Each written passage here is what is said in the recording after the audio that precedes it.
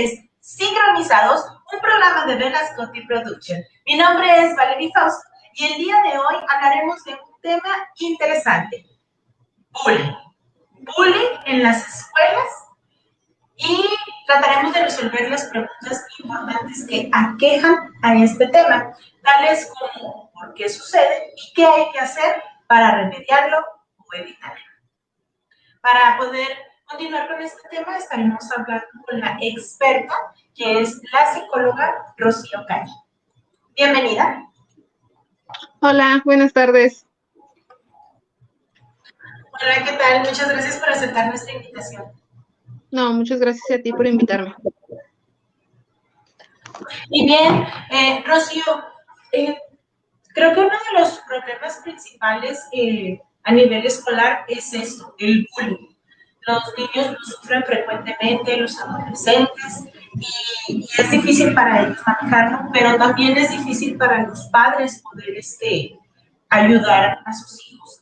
En estos términos, yo quiero preguntarte, ¿cuál es el motivo por el cual se decide estar molestando a otros estudiantes, a otros compañeros? Ok, bueno, dentro de este término bullying, que literalmente podemos traducir al español como intimidación, se ven estas relaciones de poder y de fuerza que se manejan dentro de la sociedad. Siempre nos dicen, quien tiene más dinero es más poderoso, quien tiene más fuerza es más poderoso. Y en la etapa de desarrollo en la que se encuentran tanto niños como adolescentes, buscan encajar dentro de la sociedad y para eso buscan primero su grupo primario, su familia, después grupo secundario, comunidad, escuela. Y cuanto a estas relaciones se empiezan a establecer, pues empieza a ver quién quiere buscar poder, quién es más sumiso ante algunas situaciones, y por eso se presta para este tipo de interacción, donde una persona dominante va a buscar una persona sumisa para poder ejercer la fuerza necesaria sobre él. Ok.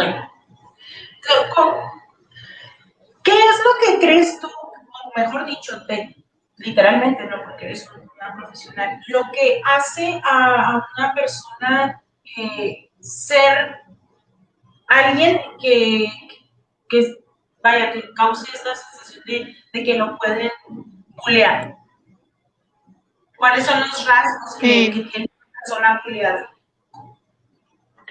Una persona buleada, bueno, se ha estudiado precisamente el perfil de la víctima, o el perfil de la víctima, en donde encontramos que no solamente hay un tipo de víctima, no solamente es esta persona sumisa que todo mundo puede llegar y darnos o algo, cuestiones así, sino que también existen las víctimas agresivas. Primero vamos a comenzar con la víctima sumisa, que es la que a todos se nos viene a la mente. El compañero que es más chiquito de tamaño, que es más delgadito, que usa lentes, o incluso que tienen aspectos físicos muy marcados, como la obesidad, que usan lentes, que son más pequeños que sus compañeros, e incluso también existen connotaciones sociales como cuestiones raciales o clasistas por las cuales pueden ellos sufrir bullying. También son denominados como los blancos fáciles, los que no tienen habilidades físicas o menos habilidad física que el agresor. También tienen dificultades para socializar con los demás, que son más retraídos, se aíslan, que son temerosos o ansiosos. Estas características componen a una víctima agresiva. Y por otro lado, la víctima agresiva es aquella que aprendió ahora sí que como a la mala, a defenderse. Y pasó de ser al que bulleaban, a la víctima 100%, a ser la víctima agresiva, la que busca a menores, a blancos todavía más fáciles para ser agresivos. Y esto se da porque con la esperanza de ya no recibir estas agresiones, él busca establecer que él tiene la misma dominancia y la misma fuerza que el que lo bulea a él. Es como un escaloncito que se va dando. Ok. Wow, qué interesante. ¿Cómo podemos prevenir el bullying? Pero esto es una pregunta desde varios aspectos. ¿Cómo lo podemos prevenir como víctimas? y cómo lo podemos prevenir como padres. Ok, para poderlo prevenir desde el ámbito familiar hay que conocer ambos perfiles, porque claro que en quien se piensa primero es en la víctima, en quien sufre el castigo, quien está pasando un mal momento, pero también hay que conocer el perfil del agresor, porque estos no se dan porque por sí, porque hay quienes están determinados a ser agresores. No, esto también se va construyendo. Muchas veces el perfil del agresor tiene una historia familiar con mucho peso emocional que va y permea esto y lleva estas conductas que sufre en casa y las traslada al papel de la escuela en su rol como estudiante, en donde el niño que vive castigado va a aprender a castigar a los demás. Y esto en un sentido de compensación. Es como También hablamos... ¿Cómo? Es como si su conducta fuese hereditaria porque la aprenden desde casa. Es una conducta aprendida, más que hereditario, es aprendido. O sea, como siempre lo hemos dicho, o sea, los niños son esponjitas y absorben todo lo que hay en su entorno y su entorno primario son familias, son papás. Muchas veces no solamente es que sufran violencia en el contexto familiar, sino que puede ser que más bien los padres tengan medidas un tanto muy permisivas con cuestiones difíciles como la violencia, padres que permiten mucho que los niños jueguen bruscamente, que busquen ese tipo de actividades y que ellos tienen un muy alta tolerancia a este tipo de conductas, que no se les castiga, que no se les llama la atención. Y para poderlo prevenir dentro de las familias es precisamente detectar esos patrones, esos foquitos rojos que se van prendiendo conforme la víctima sufre violencia o el agresor está ejerciendo violencia. Si ves que tus hijos llegan con pertenencias que no son suyas, ok, ahí es un foquito rojo. ¿Qué está pasando? Porque tiene cosas que yo no les compré, que yo no le di a mi hijo. ¿De dónde está sacando esto mi hijo? O, por el otro lado, la víctima. Si llega con moretones, con golpes, si empiezas a notar una conducta aislada, entonces ahí son foquitos rojos que como padres debemos de ir detectando. Y lo primero que hay que hacer es siempre buscar el apoyo de la institución, de los maestros, de la escuela. Si existe un grupo multidisciplinario en la escuela, un psicólogo, un trabajador social, claro que es importante también buscar que ellos nos apoyen y nos den más información. Ok, entonces podemos con esto determinar que la responsabilidad principal es de los padres. Es un trabajo en conjunto, padres e instituciones, porque, bueno, y hay que diferenciar el bullying, que es una interacción que se da meramente entre estudiantes, y la violencia escolar, que es la violencia que se da ya maestros contra estudiantes e institución contra estudiantes.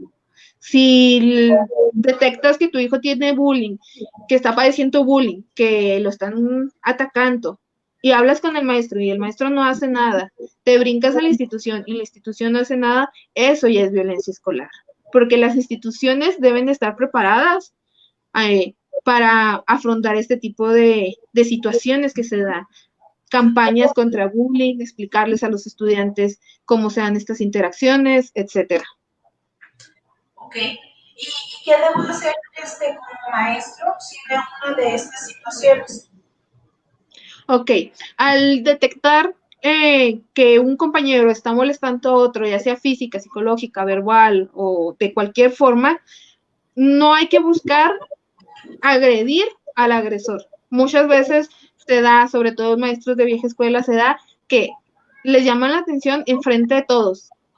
Tú estás mal, tú eres un burro, tú eres tonto, cuestiones que ya implican un insulto, porque lo único que están haciendo es alimentar el ciclo de violencia que se da. Ya el agresor no solamente va a tener el coraje internalizado que no tiene para agredir, sino que también le está entrando más coraje porque está siendo exhibido en clase o está siendo exhibido por la escuela. Al contrario, hay que buscar hablar con ellos en privado, explicarles qué es lo que está pasando, explicarles que lo que están haciendo tiene consecuencias tanto para ellos como para quienes lo agreden, y que tienen consecuencias que van a pagar con la institución, una suspensión, incluso la expulsión. ¿Crees que como maestros deben aparte de los consejos que das, deberían de hacer contacto inmediatamente con los padres? Sí, definitivamente a los padres hay que avisarles inmediatamente. No todas las situaciones se pueden controlar dentro de la escuela. Por ejemplo, en el agresor, no puedes simplemente ignorar la presencia de los padres y tú buscar intervenir con el estudiante. Es como la responsabilidad no solamente recae en los padres, igual. El hecho de que hagan algo no solamente recae en la escuela, porque es el lugar en donde se suscita, sino también hay que involucrar a los padres de que los padres de los agresores se hagan cargo, ellos participen, y a los padres de las víctimas de igual forma, que ellos estén involucrados y sepan que la institución, la escuela, está haciendo algo al respecto. ¿Existe esta posibilidad de que a lo mejor un docente se encuentre interesado en ayudar a las personas, ya sea la víctima o el victimario, pero que la institución misma no le brinde el apoyo? Sí, desgraciadamente se ha suscitado reportes donde el maestro, por más que quiera hacer, si para la institución educativa es un tema de controversia, sobre todo por todas las implicaciones que puede conllevar el bullying. O sea, la escuela muchas veces trata de encubrir eso debajo de un no pasa nada, es parte de la juventud, es parte de su crecimiento, al rato se les pasa, y claro que se puede dar esa situación. Yo como padre de familia sí me doy cuenta que existe esta situación en la que la institución o los profesores no me están haciendo caso de un hecho de que estén bulleando a mi hijo. ¿Qué debo yo de hacer? Independientemente de lo que yo haga con mi hijo, que a lo mejor yo lo llevo a terapia, yo platico con él, a nivel institucional, ¿qué debo hacer? Si una institución no me está prestando la atención debida. ¿Qué es lo que tú recomiendas?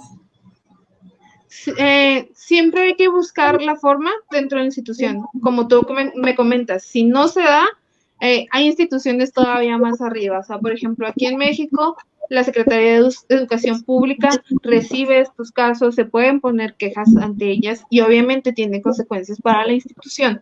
Y el maestro, si el maestro también se ve involucrado en una dinámica de violencia escolar, porque recordemos, todos los agentes que están dentro de la escuela son responsables. Ok. Y sí, eso. Por ejemplo, vaya, sabemos que estas situaciones que se dan en las escuelas pueden generar de un trauma psicológico que a veces ni siquiera nos damos cuenta que existe. ¿Qué es lo que tú piensas que es lo más común que le puede suceder en daño psicológico a una persona que sufrió bullying?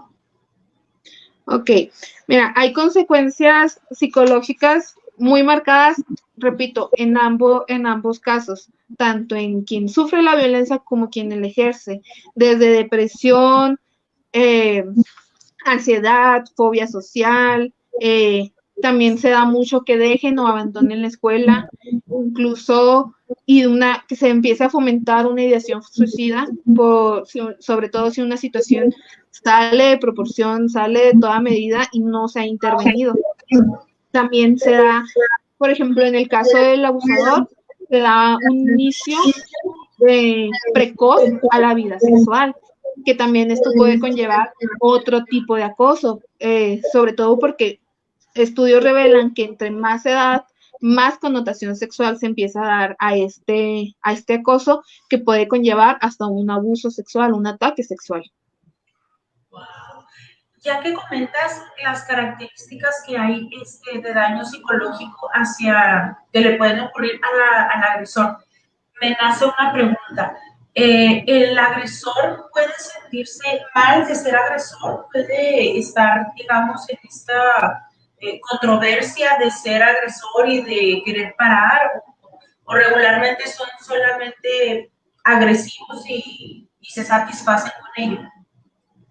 Tú sabes que los agresores realmente no pueden entender que lo que están haciendo está mal porque es lo que han aprendido a lo largo de su vida, generalmente.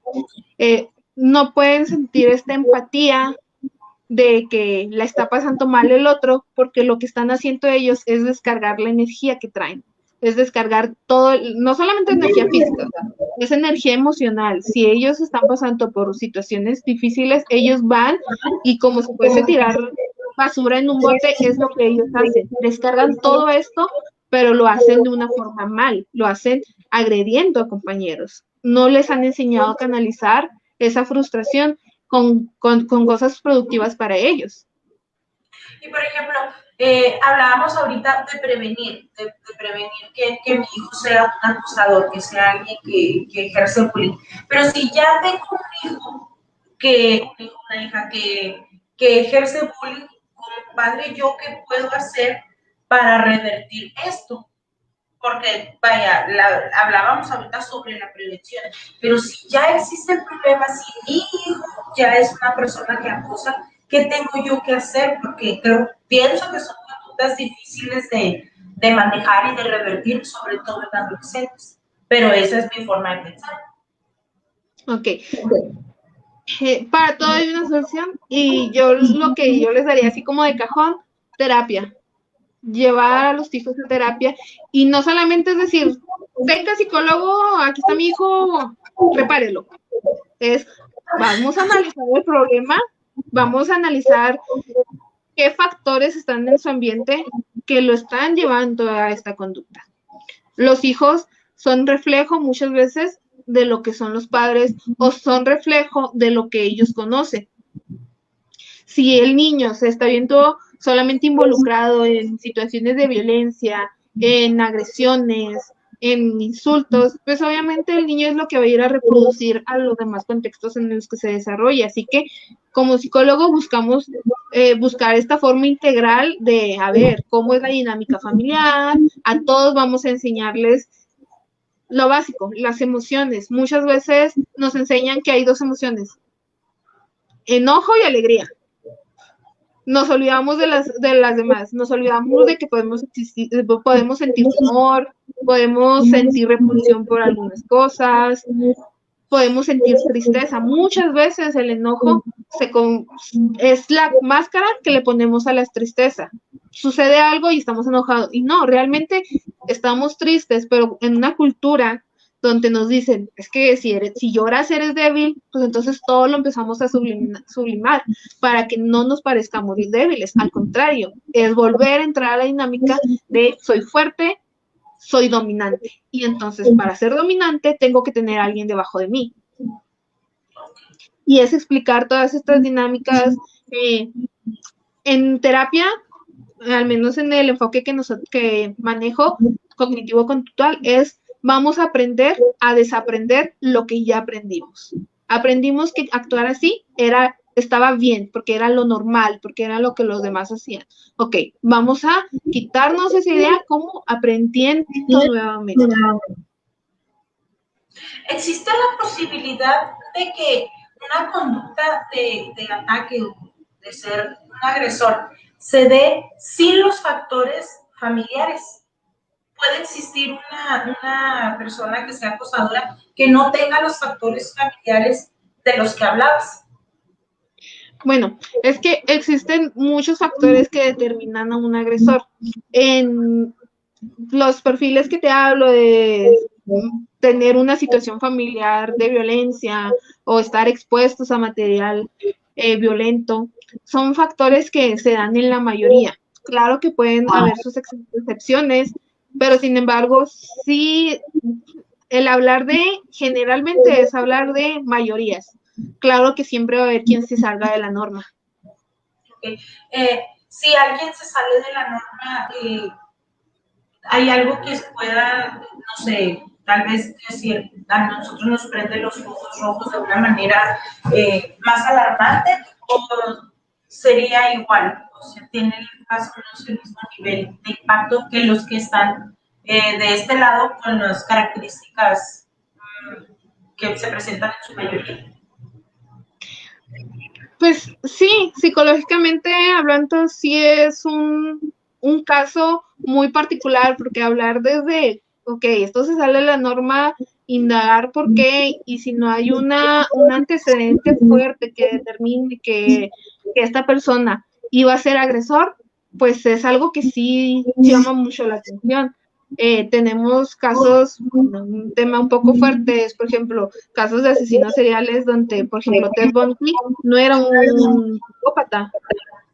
Él entendía perfectamente, pero aún así lo hacía, a diferencia de los demás, ¿verdad? Que tenían ciertos determinantes en el desarrollo que hacían que ellos fueran propensos a desarrollar ese tipo de conducta. Pero sí, psicológicamente es muy atractivo hablar de alguien que no tenga estos antecedentes y se convierte en agresor. Entonces, definitivamente los padres tienen que poner mucha atención a la conducta de sus hijos para poder determinar todos estos factores, ¿no? Porque a veces también, a lo mejor, tratamos de crear un núcleo saludable para nuestros hijos, pero eso mismo a veces nos lleva a cerrarnos a que ellos pueden ser agresores. ¿Crees tú que hay más negación, hablando a nivel familiar, de la persona que es agresora o de la que es agredida? ¿Quién crees que, mejor dicho, quién en su mayoría se niega a aceptarlo o es mayormente incapaz de reconocerlo? Creo que ambos factores son igual, o sea, tanto para la familia, los padres del hijo que es víctima, es una situación que dicen, no, o sea, mi hijo no, yo a mi hijo le he enseñado tanto, sobre todo porque dentro del perfil de la víctima, sobre todo de víctimas sumisas, entra ese aspecto, o sea, padres sobreprotegidos, o sea, de que le doy todo a mi hijo, estoy con ellos, cuido que no se lastimen, cuido que no les afecte algo, les procuro la educación y todo esto, y entrar en esa situación donde mi hijo va a ser el que están molestando, al que están violentando, es una situación igual de fuerte que la persona que está a cargo de un menor que está siendo agresivo. Otra pregunta que me nació, esta la traigo ahí como que desde la tarde, digo, ay, ¿cómo pregunto esto? Primero, ¿se da más el acoso a niñas que a niños? Generalmente tiene una connotación más inclinada hacia los hombres. Esto se debe precisamente por la cultura. Estamos en un sistema sumamente patriarcal, sumamente machista, en donde si a todos nos enseñaron que había dos emociones, a los hombres generalmente les enseñan que hay una, enojo, y es la única válida. Si estás alegre y abrazas, híjole, eso no se puede, no es de hombres. Si lloras, eso no se puede, eres débil. Entonces, los hombres sí tienen una carga más agresiva que las mujeres. Sin embargo, también las mujeres ejercen violencia contra sus compañeros, pero sí hay una diferencia. Los hombres tienden a ejercer violencia física y verbal, y las mujeres tienden a ejercer violencia psicológica y de exclusión. Es decir, por ejemplo, de exclusión, la famosa ley de hielo. A ella no le hablen, a él no le hablen, nadie le haga caso. Lo excluyen de grupos, lo excluyen por ejemplo, en deportes. No, buscan aislarlo. Y, por ejemplo, en psicológica, o sea, todas las conductas que van para la violencia psicológica son conductas que están determinadas a destruir la autoestima y la seguridad de la víctima. Y eso no deja de ser menos fuerte que la violencia física que ejercen los hombres o la violencia verbal. ¿Cuál crees tú que afecta? Bueno, digo, me acostumbro a decir crees, pero obviamente tú tienes la certeza para algunos temas. ¿Cuál afecta más? ¿Llegan a afectar en la misma magnitud, pero de diferentes formas? O si es, por ejemplo, ahorita que tú lo estás platicando, siento yo que me afectaría más la violencia psicológica que la física, pero ¿cuál es en realidad la que más afecta o es igual? ¿Sabes qué? Los 5 tipos de bullying que se da afecta al igual, porque todo ataca a un sano desarrollo de la persona, desarrollo mental, desarrollo físico, todo importa, o sea, no somos partecitas que nos podamos desarmar y nuestra mentalidad no son partecitas que nos podamos desarmar, o sea, obviamente que si sufro violencia física, pues eso conlleva una connotación también psicológica, o sea, porque me están agrediendo, no sirvo para defenderme, son sentimientos de culpa que igual se interiorizan, aunque lo que me estén haciendo son golpes. O si me insultan, muchas veces los insultos están cargados de, te digo, clasismo, racismo, burla por la etnia a la que puedan llegar a pertenecer, o así claramente por defectos físicos que tenga, usar lentes, obesidad, muy flaquitos, o un tipo de discapacidad incluso. Okay. Existe esto de que dice que si el bullying puede ser penalizado. ¿Estoy en lo correcto o no? Perdón, no te entendí. Que el bullying puede ser algo penalizado. Bueno, aquí en México no, aquí en México andamos todavía estamos en pañales. De hecho, este término, te digo, empezó aquí en México como algo fuerte dentro de, bueno, hace 10 años, ponle una media. Pero aún así, como en muchos ámbitos, pues en México todavía estamos muy atrás y llegar a una materia penal aún no hemos llegado. Obviamente, si se busca controlarlo mediante las instituciones, como te digo, si el menor no solamente está sufriendo bullying, sino también está sufriendo violencia escolar por parte del maestro, por parte de la institución, pues se busca que una institución más arriba, aquí la SEP, intervenga. Pero llegar a la penalización, pues sí tendrían que caer en delitos para poder hablar de la penalización. Entonces, estamos hablando de que ya las agresiones no propiamente fueran denominadas bullying, sino que entráramos a otras terminologías legales. Okay. Sí, así es. De hecho, algo que sí pasa ya actualmente en México tiene que ver con el ciberbullying, con la introducción de estas nuevas tecnologías de las redes sociales.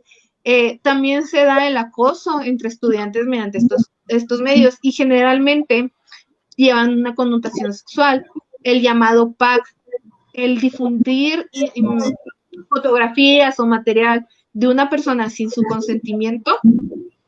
Eso sí está penalizado, está con la ley Olimpia, me parece. Sí. Que no pueden difundir este tipo de material. Y ahí y ya entramos a algo que está penalizado aquí en México al menos. Ok. Esos son datos importantes para también saber cómo actuar y qué tanto podemos nosotros defendernos, o qué argumentos, mejor dicho, poder defender a nuestros hijos o nosotros mismos en el caso de los jóvenes, porque hay jóvenes que pudieran estar viendo este programa y que se informen y saber qué pueden hacer. ¿Qué recomiendas tú a los jóvenes que sufren acoso? Hemos hablado de cómo debe reaccionar un padre, de qué debe de hacer un docente, pero yo como víctima, ¿qué debo de hacer? Siempre lo más recomendable es hablarlo, buscar así que la persona de confianza y hablarlo. No solamente como agresor o como víctima, también hay otro término importante que quizás a veces ignoramos, que son los bystanders o los espectadores. ¿Quiénes son los espectadores? Los compañeros de clase. Ellos están presentes en la dinámica de acoso, en la dinámica de violencia.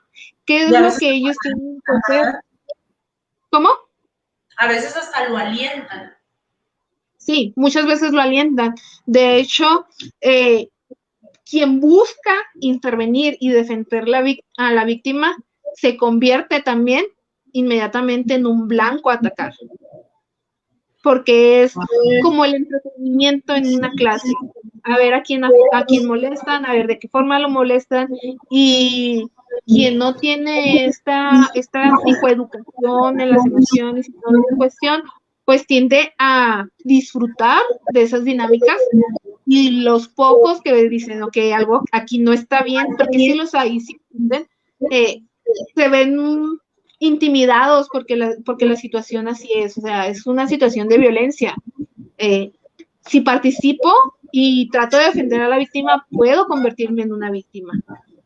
Y de hecho, ahí es donde debemos atacar, tanto las instituciones, los padres, los psicólogos, es concientizar a todos, concientizar a los que solamente son espectadores, reconocer que eso no es una conducta normal, que no es algo que se disfrute, es algo que afecta, y como le puede estar afectando hoy a alguien que conoces, el día de mañana te puede afectar a ti. Y es concientizar a la mayoría, y entonces al concientizar a la mayoría hay un mayor porcentaje de que no ocurra, porque si todos dejan de aplaudir ese tipo de conductas, dejan de ver ese tipo de conductas, entonces ya no va a haber quien diga voy a conseguir estatus golpeando a alguien más o molestándolo, porque no va a haber quien le aplauda. El acoso en términos de hombre-mujer, ¿crees que es indiscriminado? ¿O lo sufren más las mujeres o los hombres? Es decir, la persona que recibe la agresión. ¿Crees que se agrede más a mujeres que a hombres? ¿Viceversa? ¿O crees que es equiparable? Era lo que te comentaba ahorita. Los hombres tienden a ejercer más la violencia y también tienden a ser principalmente las víctimas. Esto por la lucha de poderes, donde el hombre se debe establecer como alguien dominante y, vaya, intimidar a una mujer es algo que pocas veces se da. ¿Por qué? Porque con quienes es la medida es con los hombres. Hacia eso iba a ir mi siguiente pregunta. Si el acoso se olvida dar, por eso esto de que te decía, si más los hombres son agresivos o más las mujeres, y quién suele ser mayormente víctima, un hombre o una mujer. Porque la siguiente pregunta que traía en mente era esta. Los hombres acusan a las mujeres o le hacen bullying a las mujeres, pues son las personas de su mismo sexo. Entonces, con las mujeres sucede lo mismo, ¿no? También acosan en su mayoría a mujeres. Mira, en la connotación sexual se acosa a las mujeres. ¿Qué pasa cuando un hombre no puede contra un hombre? Busca a un blanco más fácil, que puede ser una mujer o puede ser un compañero con una orientación sexual distinta, porque se cataloga como afeminado o como mujer. Cuando un hombre no puede contra un hombre, busca esas minorías, busca a las mujeres, busca incluso entre hombres, que no sé, un deportista se vaya contra un deportista, pues es sumamente raro. O sea, un deportista se va a ir con un inteligente, o lo que llamamos nerd, con alguien físicamente más débil. No se van a ir contra sus pares, se van a ir con quien ellos catalogan como inferiores. Ok. Y me imagino el caso de las mujeres es igual. Sí, igual. Las mujeres sí es una dinámica más de cuestiones físicas, no de agredir físicamente, sino de burlarnos o aislarlas por connotaciones físicas. Irnos contra las personas más morenas, con defectos físicos, con obesidad. Ok. Wow. Es más el bullying se da con mayor frecuencia digamos, en la primaria, en la secundaria o en la preparatoria. Bueno, de hecho, la mayoría de los estudios están que entre los 11 y 13 años es cuando se empiezan a presentar este tipo de conductas. Pero ya siendo sinceros y de una forma franca, los estudios están hechos en esas poblaciones. Hay pocos estudios que buscan grupos más pequeños. O sea, la mayoría, obviamente, solamente tu grupo es de 11 a 13 años, pues obviamente todas las estadísticas te van a arrojar que en esas edades empiezan, pero hay poca investigación con grupos más pequeños. Pero si nos vamos ya a estudios de caso, sí se ha dado casos de bullying hasta en el preescolar, que es donde nosotros tenemos la idea de, ay, sí, sí, tenemos esta idea de que, ay, como son chiquitos, son tiernos, claro que no, pero no, si nos vamos a estudios de caso, se han presentado incluso en el área, en el preescolar, en kinder. Lo que evidencia más lo que decías, ¿no? Que definitivamente son conductas aprendidas. Porque Sí, pues, un niño de kinder no me llega. Es curioso, a lo mejor también por eso es que no lo atacamos, ¿verdad? Porque no lo concibes. Dices, ¿cómo el niño va a estar acosando a otros? Estamos hablando de que están tan pequeños, ¿no? Estamos hablando de kinder. Y me dices que también hay bullying a este nivel, entonces a lo mejor desde ahí empieza, no negamos a reconocer que esto puede suceder. sí, definitivamente como padres, estudiantes, como padres, maestros, instituciones, debemos estar alerta desde siempre, o sea, desde juntar grupos, ya eso es una dinámica diferente a los que están acostumbrados los niños. Entonces, todos hay que poner los ojos en esos ámbitos y hay que mantener un ojo crítico. Es, a ver, si está pasando esto, esto lo veo raro, empezar a indagar, preguntar, observar. Muchas veces los casos de bullying se pueden parar y frenar desde que haya una persona que esté observando, sea el padre, sea el maestro, sea cualquier persona de la institución.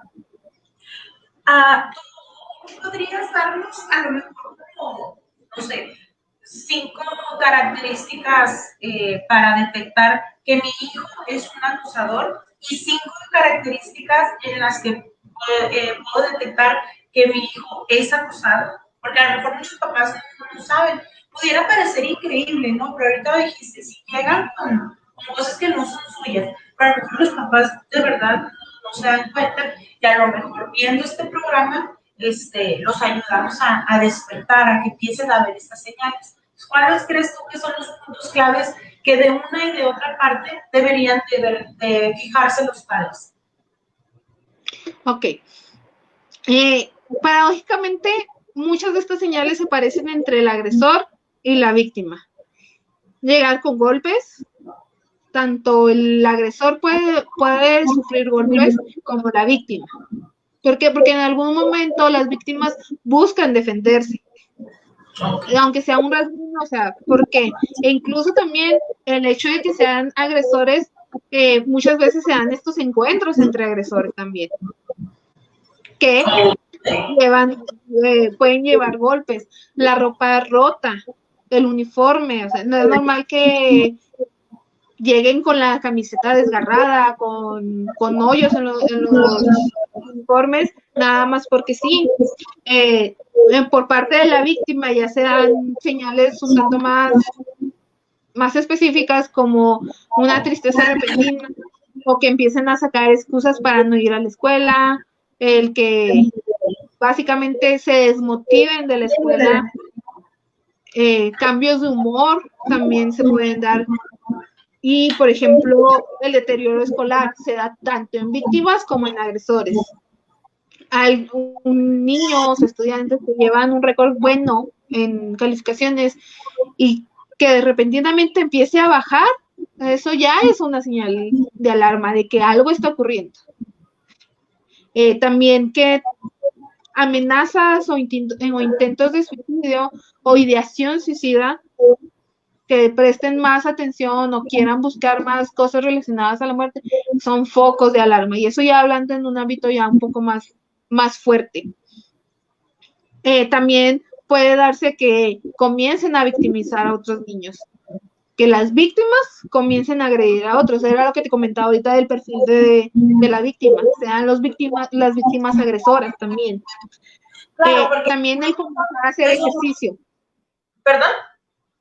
Comenzar a hacer ejercicio. Muchas de las conductas que empiezan a tener las víctimas es precisamente buscar hacer ejercicio o interesarse por que lo inscriban a una clase de artes marciales, de defensa personal. ¿Esto por qué? Porque tiene la idea de me tengo que defender físicamente. Si ¿Hasta qué empezamos a punto ver, puede llegar a estallar una persona que es acosada? Que es lo más grave, o sea, porque si comienza a lo mejor en algún caso con la idea de me quiero defender, hasta, imagino, puede haber consecuencias gravísimas si alguien quiere defenderse, porque obviamente está tratando de hacerlo contra alguien que ve como superior, entonces las medidas que puede tomar, pues no sé, pueden ser muy fuertes. Me vienen a la mente, por ejemplo, estas masacres en las escuelas que hemos visto en Estados Unidos, que no, por lo que estás comentando, no creo que siempre sean por parte de quienes son agresores inicialmente, ¿no? Me suena más a lo que podría ser la que antes era víctima. de hecho, precisamente el hecho de que el término bullying se esté propagando más, con más velocidad en esta época moderna es precisamente por la historia de Estados Unidos, por estas masacres que se han dado, donde los mismos estudiantes buscan tomar venganza de alguna forma dentro de sus escuelas. Y ese es como que uno de los puntos máximos junto con el suicidio. Puede ser una de las consecuencias más severas que se precisamente por esta historia de tiroteos que se han dado en las escuelas, es por lo que dicen, ok, algo está pasando y tenemos que estudiarlo y tenemos que prevenirlo, porque no hay que esperar al punto de que todos mandemos a nuestros hijos con placas antibalas en las mochilas, porque esa no es una solución. Claro. Hay que buscar prevenir que eso suceda. Y muchos de los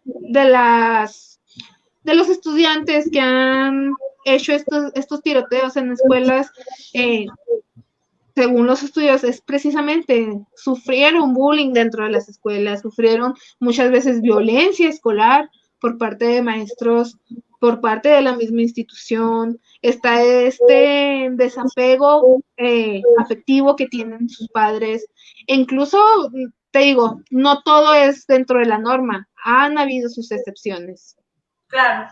De hecho, de los sucesos que más marcaron para el estudio del bullying fue la masacre o el tiroteo en Columbine, donde están estos dos chicos, donde nos manejaron esta idea de que pues ellos eran bulleados dentro de la escuela, y esa fue la explicación que se nos dio en ese entonces, de que pues había sido una tipo venganza, pero sin embargo pues también ya después surgieron pues estas ideas de que pues realmente también ellos fueron bullying en algún momento. Así que esto no es exclusivo de víctimas o de agresores, o sea, es para ambos. Por eso es importante prestar atención a todas estas alertas que nos estabas mencionando. Como profesores, ¿a, ¿a qué debemos de prestar atención referente a este tema? Porque pues a veces llegas, das tu clase y ¿qué tanto puede conocer el profesor a sus alumnos? Bueno, desde mi perspectiva, que no soy maestra, pienso que es muy poco probable. Pero ¿a qué le debe de prestar atención un profesor? A las relaciones que se dan dentro del salón. Yo sé que, bueno, un maestro puede llegar a ver muchos grupos en el mismo día, muchos estudiantes, una escuela puede llegar a tener muchos estudiantes, cientos de ellos, pero no irnos a casos particulares de observo a Marianita, observo a Pedrito, observo a... No, sino ver cómo se maneja la interacción entre estudiantes, qué tipo de relaciones se dan. Sobre todo prestar especial atención a los casos de exclusión, a los que son los rezagados, los que son los... Claro, porque no lo van a pedir delante de mí como profesor, por eso me nace tanto. Obviamente llega el profesor y todo el mundo se sienta y todo está tranquilo. Entonces, ¿qué debo yo de observar para darme cuenta de que algo así se suscita? Bueno, esta dinámica de donde el profesor ya es como la autoridad completa y todo el grupo se alinea, creo que conforme hemos avanzado, esa dinámica se da todavía menos. Ya el profesor pocas veces puede presentar esa figura de autoridad, sobre todo por la desensibilización que hay hacia la violencia. Aquí en México, toda la situación de violencia que ha ocurrido, en Estados Unidos, de igual forma, cómo es que la cultura del ejército, de la guerra, está tan fomentada en los estudiantes, aquí en México tan arraigada la violencia, que ya hay una completa desensibilización hacia quiénes son las figuras de autoridad. También por eso se dan muchas dinámicas difíciles entre los padres y los estudiantes y los maestros con los estudiantes precisamente. Ok, ok. Bueno, sí, tienes razón. Es lo que le decimos nosotros, la falta de respeto, ¿no? Antes nosotros respetamos. Sí. Sí, antes se podía hablar de que pues le tenías, también por este factor también de violencia, o sea, se le tenía miedo a los maestros porque los maestros perfectamente podían llegar y darte un zape. Claro. Y pues estaba bien porque te estaba corrigiendo. Pero pues realmente también dentro de todas estas reformas que se han hecho, pues está el papel del estudiante, donde ya el papel del maestro, perdón, donde ya el maestro ya no es esta figura autoritaria de tiene el mismo derecho a mis padres de castigarme o de llamarme la atención, sino va a ser simplemente el que nos brinde las herramientas para nosotros adquirir conocimientos, que también eso ha quitado mucho de esta figura de autoridad que tiene. Claro. Que no es que esté mal, simplemente también se da para que si no se observa de una forma crítica, las interacciones de los estudiantes, pues sí se pueden pasar de alto muchas cosas. Entonces, dice como docente, debo prestar atención al aislamiento principalmente. Sí, a los grupos excluidos, a los alumnos excluidos, fomentar en todo tipo, de toda forma, la empatía. Es algo que difícilmente se trabaja dentro de las escuelas porque nos enseñan que algo está bien o está mal, pero no nos dan la explicación del por qué está bien y del por qué está mal.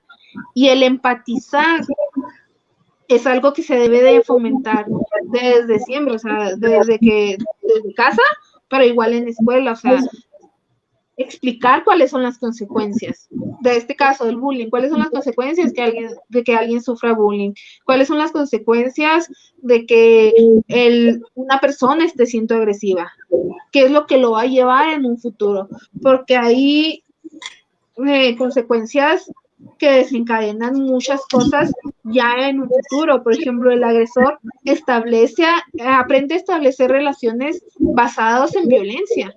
¿Y qué es lo que pasa el día de mañana con este agresor de escuela? Cuando sale de la escuela, aprende a relacionarse de la misma forma. ¿Por qué? Porque fue lo que hizo en el pasado y le funcionó. ¿Y qué pasa en una relación de pareja, por ejemplo? Empiezan estas conductas de violencia también. O sea, y por ejemplo, en el caso, ¿perdón? O sea, que son problemas que se van a llevar hasta la adultez. Sí, definitivamente, o sea, la etapa de la niñez y adolescencia es una etapa en la que pueden y experimentan muchas conductas. Es cuando empiezan a formar esta personalidad. Pero cuando no se corrigen ese tipo de conductas, claro que como lo aprendieron, lo van a ir a hacer siempre. Vamos también, vamos a generar otra cadena igual, porque entonces mis hijos van a aprender esta conducta violenta y el ciclo se repite. Sí, son estas personas que dicen, ay, en mis tiempos no pasaba nada porque le pegáramos a los niños. Y pues lo dijo el adulto que tiene puras relaciones basadas en violencia, que está frustrado con su trabajo, o sea, cuestiones que afectan claramente al desarrollo psicoemocional de las personas. Wow. Claro que también no hay de qué dejar de lado las consecuencias que tiene las víctimas, que claramente sí, pues meramente por empatía nos podemos enfocar más en las víctimas porque es quien sufrió toda esta violencia, ¿no? Y también pues ellos pueden tener consecuencias muy variadas como el fracaso, o sea, si ya no quiero ir a la escuela, ¿cómo? Porque me pegan o porque se burlan de mí o porque me aíslan, ¿cómo voy a tener ganas de seguir estudiando? ¿Cuál va a ser mi motivación de estar ahí? Y se dan muchos casos de deserción escolar precisamente por este motivo. También desarrollan una personalidad insegura. Esto en un futuro les conlleva que tengan problemas para conseguir trabajo, porque difícilmente en un trabajo van a pedir una persona que sea tímida, que sea retraída. Obviamente no se desarrollan a 100% las cualidades necesarias para poderte enfrentar a una vida laboral después. También se da el caso de que normalizan la violencia. Ya nada más, no es que alguien me violente en mi escuela, ya también va a haber quien me violente en mi trabajo, quien se burle de mí en mi trabajo. Si llega alguien y me acosa, pues bueno, ya es lo que ya he vivido toda mi vida y esto es normal. También puede presentarse en caso de los adolescentes, sobre todo las autoagresiones, el llamado cutting, que se corten. Todo esto como su puerta de escape a lo que están sintiendo por la situación interna que no pueden controlar. Bueno, lo que sí pueden controlar es lo que ellos sienten físicamente, empiezan a cortarse. Que esto es descargarlo como el violento, como el que ataca, al violentar va y descarga esa energía. Yo como violentado lo descargo a lo mejor lastimando. Sí, definitivamente. Y eso es un indicador que lleva a una consecuencia aún más severa, que es una ideación suicida, que puede llegar hasta precisamente el atentar contra su propia vida. Yo me imagino que ningún padre quiere siquiera tener una vaga visualización de una situación de este tipo, porque debe ser terrible que tu hijo se sienta tan agredido y tan desprotegido y con tanta falta de confianza para que su única puerta sea esa. Sí, esa puerta no es, muchas veces tenemos la idea de que el suicidio es sinónimo de cobardía, pero si nos ponemos ahora sí que en el papel de quien sufre la agresión, de quien está siendo violentado, pues no es una vía de escape, es una solución. ¿Cómo retomo el control sobre mí? ¿Cómo le quito el poder a quien me agrede, a quien me ofende, a quien me ataca? Pues tomando yo control de mi cuerpo. Y lamentablemente se llevan a estas cosas. ¿Cómo? Nunca lo había visto desde ese punto. Cuando hablamos del suicidio, la mayoría lo asociamos, como dijiste, al escape, pero no lo había tomado como un control. Me da un aspecto bastante, un panorama diferente respecto al tema del suicidio, pero me imagino, bueno, este tema es mucho más amplio y me encantaría que luego pudiéramos abordarlo en nuestro programa, porque increíblemente se nos acabó el tiempo. Se nos acabó ya el tiempo. Se nos fue rapidísimo. Me encantaría que regresaras y abordáramos a lo mejor el tema del suicidio, porque son muchos factores los que lo propician. Y esto que acabas de decir, de que es más común tomar control, llama mucho mi atención porque nunca lo había asociado de esa forma. Sí, todos estos temas son algo muy riquísimo que podemos sacar muchas cosas y que son cosas importantes que hay que poner sobre la mesa dentro de todas las sociedades. O sea, no es algo exclusivo de México, no es algo exclusivo de Estados Unidos o de Latinoamérica. Hay uno de los puntos que me faltó señalar así rápido y por lo que se debe prestar mucha atención, sobre todo aquí en México, es que en México lamentablemente ocupamos el primer lugar en casos de bullying. O sea, del 60 al 70% de nuestros estudiantes padecen o han padecido este acoso. Así que es un tema importantísimo para poner sobre la mesa, para que todos tomemos el papel que nos corresponde como agentes que podemos hacer un cambio. Y aprovecho de este espacio, o sea, el asistir a terapia no es sinónimo de algo malo, no es sinónimo de algo que, no lo hagas, te van a catalogar mal. No, o sea, asistir a terapia es decir, necesito aprender a desaprender lo que malamente aprendí. Y bueno, también existe esta cultura en todo lo que me parece que es en todos los términos de salud, ¿no? Nos acostumbramos a ir a los médicos, a la gente profesional, cuando ya tenemos un problema. Vemos personas que, no sé, me duele la cabeza y digo, ¿por qué me duele la cabeza? Pero esas pastillas son buenísimas, me las tomo. Y debería de ir, si es tan frecuente, debería de ir con un médico. O estas cuestiones en las que hay que hacer chequeos anuales, no porque te sientas mal, sino para evitarlo. Y si no lo hacemos con las cosas, digamos, con los síntomas que me pueden impedir movilidad, mucho menos nos atrevemos a darle la atención adecuada a nuestra mente. Sí, definitivamente. Es un tema que siempre dejamos a un lado. Sí, de por sí ir al médico, ya es decir, ya voy hasta que me siento fatal. En el caso de atender la salud mental, sí, el caso de atender la salud mental es todavía más difícil, pero comencemos a sembrar estas semillas para que en creamos una sociedad que se preocupe por la salud mental, como se preocupa de la salud física o como se preocupa por muchos otros aspectos. Empecemos a poner esas semillitas para que en un futuro germinen y tengan sus frutos. Eso es espectacular, sería espectacular. Rocío, antes de irte, algo que le quieras decir a la gente, también cómo podemos contactarte, tus redes sociales, algo ahí que le quieras dejar a las personas. Sí, claro.